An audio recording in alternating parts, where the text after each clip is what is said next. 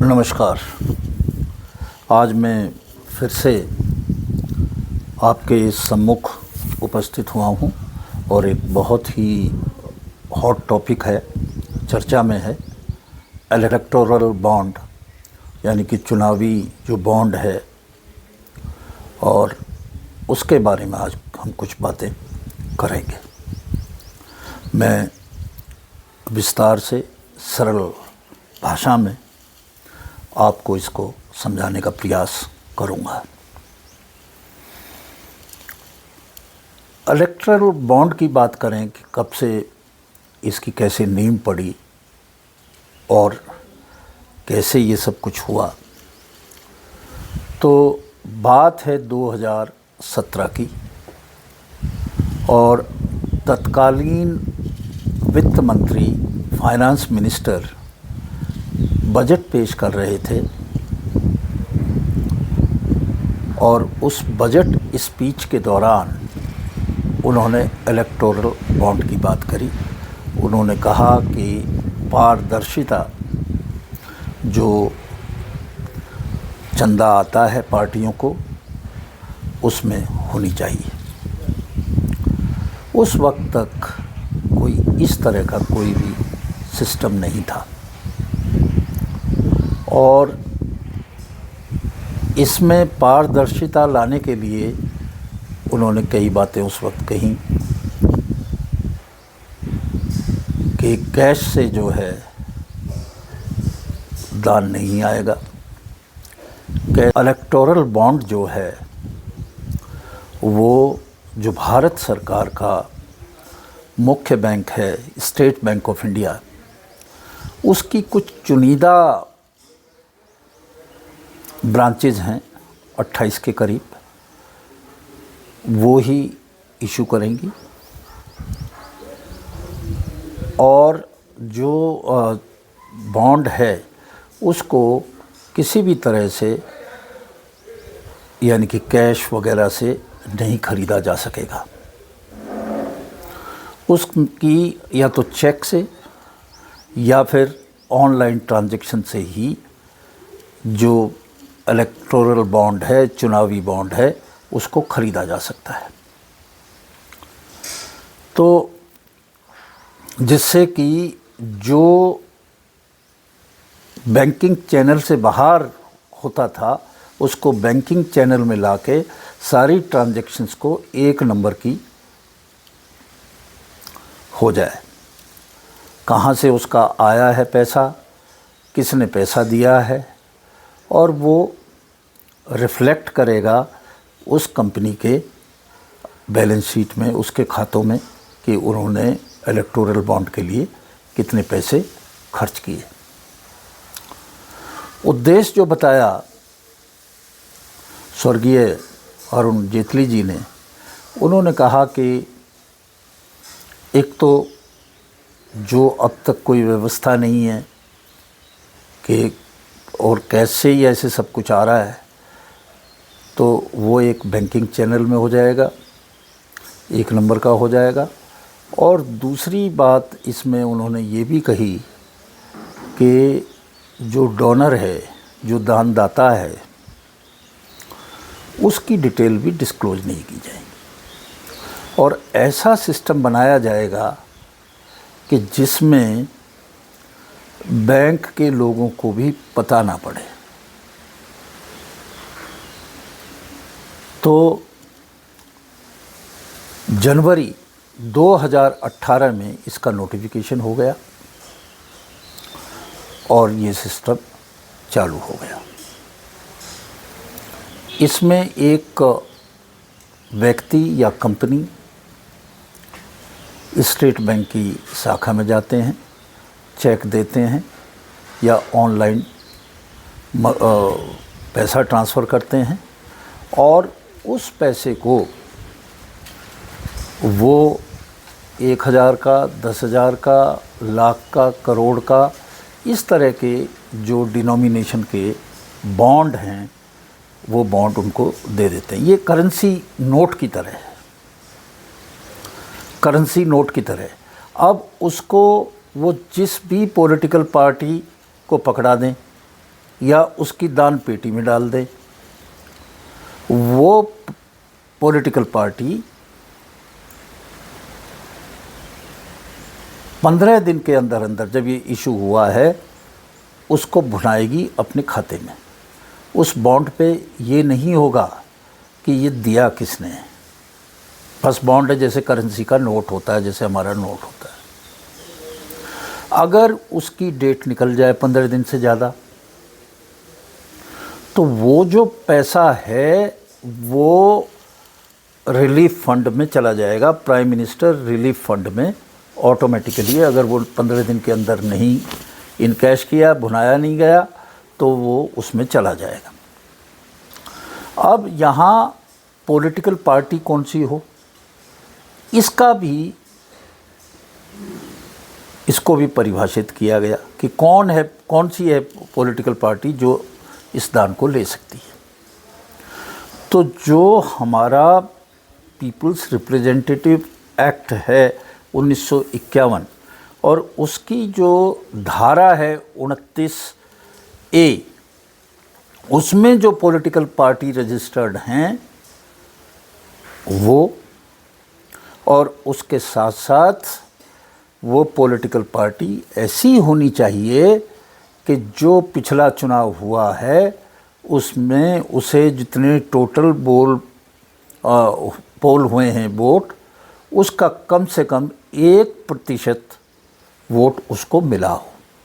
ये 2 कंडीशन पूरी करे कि रजिस्टर्ड हो धारा 29A रिप्रेजेंटेटिव एक्ट में, पीपल्स रिप्रेजेंटेटिव एक्ट में, और कम से कम 1% उसको वोट पिछले इलेक्शन में मिली हूँ।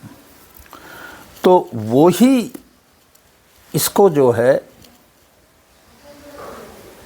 लेने के हकदार होंगे, अदरवाइज़ और पॉलिटिकल पार्टी इसको नहीं बुला पाएंगी। तो ये बेसिकली एक प्रयास था कि जो ब्लैक मनी है, जो जिस तरह से फंडिंग हो रही है, उसको एक प्रॉपर चैनल में लाके, बैंक के चैनल में लाके, उसको 1 नंबर की जो भी कार्रवाई है, 1 नंबर का ही पैसा इसमें आएगा और ये ब्लैक मनी वगैरह नहीं आ पाएगी। इस तरह की ये थी। और साथ में ये भी था कि इसको किसी भी तरह से किसी को बताया नहीं जाएगा, उनको पता नहीं पड़ेगा। और इसके मुताबिक जहाँ जहाँ अमेंडमेंट करने थे इनकम टैक्स एक्ट में और दूसरी जगह, वो भी इसके साथ कर दिए गए। अब पटिशन डाला 3 लोगों ने, एक तो कॉमन कॉज, एक ADR और एक CPIM है।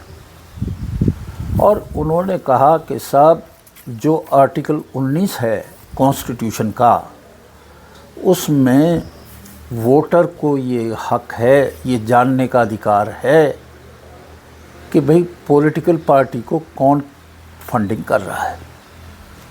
ये उसका अधिकार है।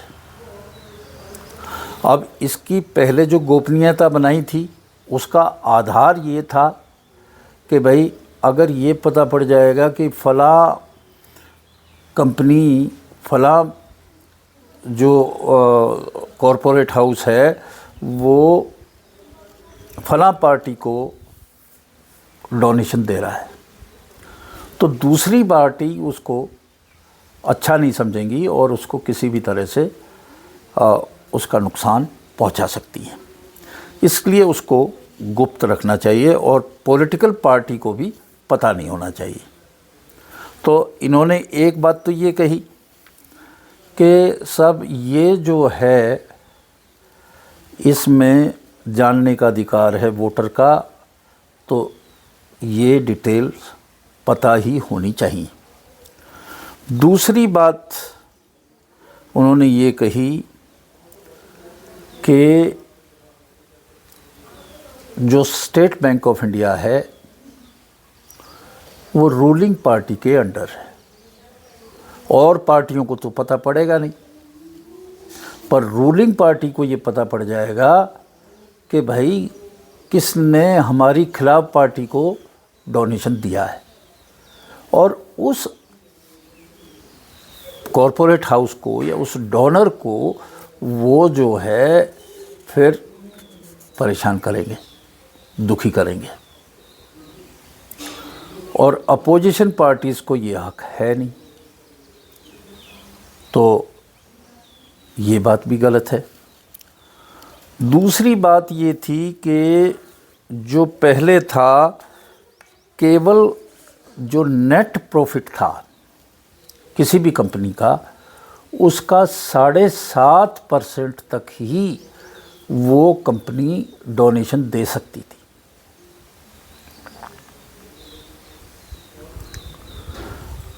अब इसमें वो लिमिट भी, सीमा भी समाप्त होगी।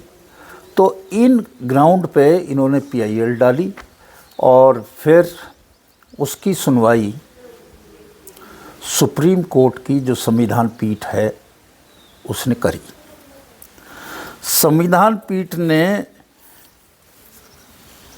कहा 15 फरवरी 2024 को ये फैसला सुनाया कि अप्रैल 12 2019 से लेकर और 15 फरवरी 2024 तक जो भी डिटेल हैं SBI के पास में वो इलेक्शन कमीशन को दे, और इलेक्शन कमीशन इसको पब्लिक के लिए प्रकाशित करे। ये फैसला सुप्रीम कोर्ट ने 15 फरवरी 2024 को कहा। अब इसमें स्टेट बैंक ऑफ इंडिया गया कि साहब ये तो बहुत मुश्किल है, और इसमें तो पहले ही हमने इस तरह का एप्लीकेशन बनाया है ये कि ये नहीं पता पड़ सकता कि किसने किसको दान दिया है। जो डोनर है उनका हिसाब किताब अलग है, और जो डोनर जो रिसीवर हैं उनका हिसाब किताब अलग है। दो चीज़ अलग अलग हैं, इनको मैच करना मुश्किल है, इन दोनों को मैच करना मुश्किल है, क्योंकि सिस्टम ही ऐसा बनाया है। और अगर मान लिया जाए एक कॉरपोरेट हाउस ने या डोनर ने 1-1 करोड़ रुपया जो स्टेट बैंक की 28 शाखाएं हैं उन सब में दे दिया, तो जो सॉफ्टवेयर देखेगा उसको 1 करोड़ का पता पड़ेगा उस ब्रांच को, वो सारा कलेक्टिवली नहीं बता सकता। उसकी आइडेंटिटी को, उसकी प्राइवेसी को सिक्योर करने के लिए इस तरह का सॉफ्टवेयर बनाया है। तो SBI ने ये बात कही, तो सुप्रीम कोर्ट ने कहा आप डोनर्स की और जो पॉलिटिकल पार्टी रिसीव किया है उनकी आप जो डिटेल हैं वो आप इलेक्शन कमीशन को दे दें। इलेक्शन कमीशन को ये सारी details state bank of India ने दे दी, और उन्होंने ये सारी डिटेल्स लोगों के लिए, जनता के लिए प्रकाशित कर दी। और जो डिटेल पहले कही गई थी कि साहब ये बताओ कि किसने किसको दिया, ये बताए, तो उसने कहा साहब बता तो हम ये भी देंगे, पर इसमें थोड़ा समय लगेगा। और वो समय था इलेक्शन जो हो रहे हैं उनकी डेट से बाद का, वो मांगा। सुप्रीम कोर्ट ने वो डिटेल, वो समय इनको नहीं दिया। उन्होंने कहा भाई जितना भी है, जैसा भी है, चलो डोनर का दे दो अलग, और जो रिसीवर है उसका भी दे दो, किसको किसने लिया और किसने दिया। अब ये होने के बाद फिर पटिशनर्स ने ये डिटेल हो गई, दे दी, तो फिर पटिशनर ने कहा कि साहब इन्होंने जो डिटेल दी उसमें एक यूनिक अल्फ़ा न्यूमेरिक कोड होता है जो हर एक जो इलेक्टोरल बॉन्ड है उसके आप जो है ये यूनिक जो कोड है अल्फ़ा न्यूमेरिक कोड ये भी दें और एफिडेविट दें कि हमारे पास इतनी ही डिटेल्स हैं, इससे ज़्यादा डिटेल्स हमारे पास नहीं है। कोई कुछ भी डिटेल हमने किसी भी तरह की, चाहे वो ज़रूरी है या गैर ज़रूरी है, हमने सारी जो डिटेल है वो दे दी है। ये बात हुई 18 मार्च को। अब ये अगले वीक तक ये सब दे देंगे। तो ये मैंने आपको बताया कि इलेक्टोरल बॉन्ड में क्या क्या हुआ। अब कुछ और चीज़ें हैं जो मैं आपको बताना चाहता हूँ। जब ये डेटा आ गया पब्लिक डोमेन में, जनता के सामने आ गया, तो इसमें क्या क्या चीज़ें सामने आती हैं उन्हें अगर मैं प्रमुखता से बताऊं तो एक तो जो टोटल बॉन्ड खरीदे गए थे वो 20,000 करोड़ के थे और 20,000 करोड़ के बॉन्ड में जो बीजेपी है उसको उन्हें 6,000 करोड़ रुपया इन इलेक्टोरल बॉन्ड के ज़रिए प्राप्त हुआ और जो अपोजिशन पार्टीज़ हैं उनको 14,000 करोड़ रुपया जो है इन डोनेशंस में जो इलेक्टोरल बॉन्ड के थ्रू थे प्राप्त हुआ। इसमें कांग्रेस को 1422 करोड़ मिला और सबसे ज़्यादा मिला तृणमूल कांग्रेस को 1610,000 करोड़। इसके अलावा बीआरएस को 1322 करोड़ मिला, 609 करोड़ डीएमके को मिला, इसी तरह औरों को भी मिला। तो अब लोगों में हंगामा हो गया कि सब बीजेपी को सबसे ज़्यादा मिला है। अरे भाई, जो एक एक स्टेट की पार्टी है उनको 1600 करोड़ मिलता है और बीजेपी का 20 स्टेट में रूल है और सेंटर में है और इसके सबसे ज़्यादा वोटर हैं, रिप्रेजेंटेटिव्स हैं, तो इसको तो उस आधार से 6,000 करोड़ कुछ भी नहीं है, उसका 4-5 गुना मिलना चाहिए। आप एक पार्टी एक एमएलए की है और एक पार्टी 2/3 बहुमत सेंटर में लेकर बैठी हो, उन दोनों को एक जैसा आंकेंगे क्या? बीजेपी विश्व की सबसे बड़ी पार्टी है और जहाँ तक पॉलिटिकल पार्टीज़ की बात है, कोई भी पॉलिटिकल पार्टी बिना चंदे के नहीं चल सकती, पैसा चाहिए। जब देश आज़ाद हुआ 1947 से ही पॉलिटिकल पार्टियों को ये चंदा लगातार मिल रहा था। फ़र्क हुआ कि 2018 में ये स्कीम लेके आए कि भाई जो पहले सब कैश में चलता था, जिसका कुछ पता नहीं था, उसको थोड़ा स्ट्रीमलाइन करें, उसको थोड़ा सा ठीक ठाक करें। आपने ये सिस्टम ख़त्म कर दिया, सुप्रीम कोर्ट ने ये सिस्टम जो है ख़त्म कर दिया कि अब जो है इसमें अब से बाद में ये इलेक्टोरल बॉन्ड नहीं चलेंगे और जो ले लिए वो ख़त्म है और इससे आगे नहीं चलेगा।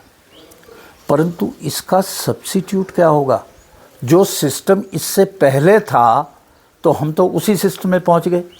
क्या वो सिस्टम इस सिस्टम से जो इलेक्टोरल बॉन्ड का सिस्टम है बेहतर है? जो सोचने की बात है वो ये है, ठीक है इसमें कमी होंगी, इसमें कमी होंगी, पर क्या जो पहला सिस्टम है वो इससे बेहतर है? अगर नहीं तो हम किस तरफ जा रहे हैं?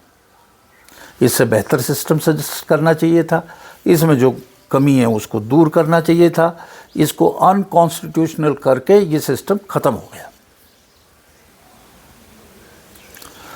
तो ये जो चीज़ें हैं, अब यही नहीं पता पड़ेगा कि भैया कौन दे रहा है, किसको दे रहा है, क्या दे रहा है, और वही फिर सिस्टम हो जाएगा।